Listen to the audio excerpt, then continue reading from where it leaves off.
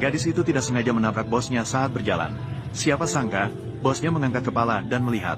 Dia mendapati bahwa gadis itu tampak sama persis dengan istrinya yang telah meninggal. Bos itu sebenarnya ingin bertanya lebih banyak. Namun gadis itu buru-buru pergi. Untungnya, bos itu cukup cepat bertindak. Dia diam-diam mencabut sehelai rambut gadis itu saat gadis itu tidak melihat. Hanya karena dia curiga gadis itu adalah putrinya yang hilang selama lebih dari 20 tahun. Jadi, detik berikutnya dia memanggil asisten untuk membawa rambutnya dan rambut gadis itu untuk melakukan pengujian hubungan ayah dan anak. Kemudian bos itu bertanya kepada resepsionis tentang apa yang dilakukan gadis itu. Namun, resepsionis mengatakan bahwa gadis itu datang untuk melamar posisi pekerjaan khusus untuk kondisi finansial sulit.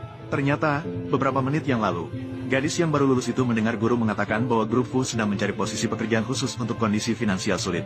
Karena pendidikan gadis itu hanya diploma. Jadi, dia tidak memenuhi syarat untuk datang ke perusahaan besar seperti itu. Oleh karena itu, dia terpaksa datang untuk wawancara posisi pekerjaan khusus untuk kondisi finansial sulit. Siapa sangka setelah itu dia diberitahu oleh resepsionis. Dari datanya menunjukkan bahwa dia belum memenuhi syarat untuk kondisi finansial sulit. Karena orang tuanya masih hidup. Mendengar kata-kata ini, gadis itu langsung terkejut. Hanya karena orang tuanya telah meninggal dalam kecelakaan 4 tahun yang lalu. 4 tahun yang lalu, gadis itu pulang dengan penuh sukacita membawa surat penerimaan dari King Bei. Berencana untuk memberitahu orang tua tentang kabar baik ini. Namun, saat membuka pintu rumah, dia melihat 3 foto almarhum tergantung di dinding. Itu adalah orang tua dan saudara perempuannya. Saat dia bingung, pembantu rumah tangga datang dan memberitahunya bahwa orang tua dan saudara perempuannya meninggal dalam kecelakaan mobil semalam. Sekarang, rumah ini hanya tersisa dia dan adik perempuannya. Setelah itu, pembantu menyerahkan adik perempuannya kepadanya, dan meminta gadis itu untuk merawat adiknya dengan baik ke depannya. Gadis itu seketika tidak tahu harus berbuat apa. Dia hanya bisa menelepon gurunya terlebih dahulu, untuk memberitahu mereka bahwa dia tidak bisa melapor ke Universitas King Bei, karena dia bahkan tidak bisa membayar uang kuliah, dan harus merawat adiknya. Jadi, dia hanya bisa mencoba peruntungan di perguruan tinggi yang menawarkan bebas biaya kuliah. Selama proses itu, dia juga harus bekerja untuk mendapatkan uang dan menghidupi adiknya. 4 tahun di universitas berlalu dengan cepat.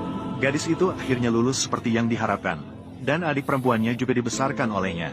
Suatu hari, guru melihat bahwa gadis itu tidak mudah.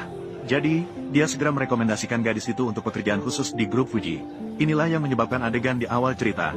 Namun, dia secara tidak terduga mendengar dari resepsionis bahwa orang tuanya masih hidup.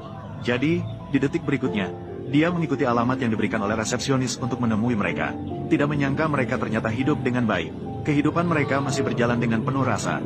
Segera setelah itu, dia juga mendengar mereka berkata, sebenarnya gadis itu bukanlah anak kandung mereka. Dia adalah anak yang mereka ambil dari tumpukan sampah tahun lalu. Dan kakak perempuan juga mengambil jatah gadis itu. Dia lulus dari Universitas King Bei. Mendengar kata-kata itu, gadis itu langsung marah. Detik berikutnya, dia langsung masuk dan menghadapi mereka. Lalu dia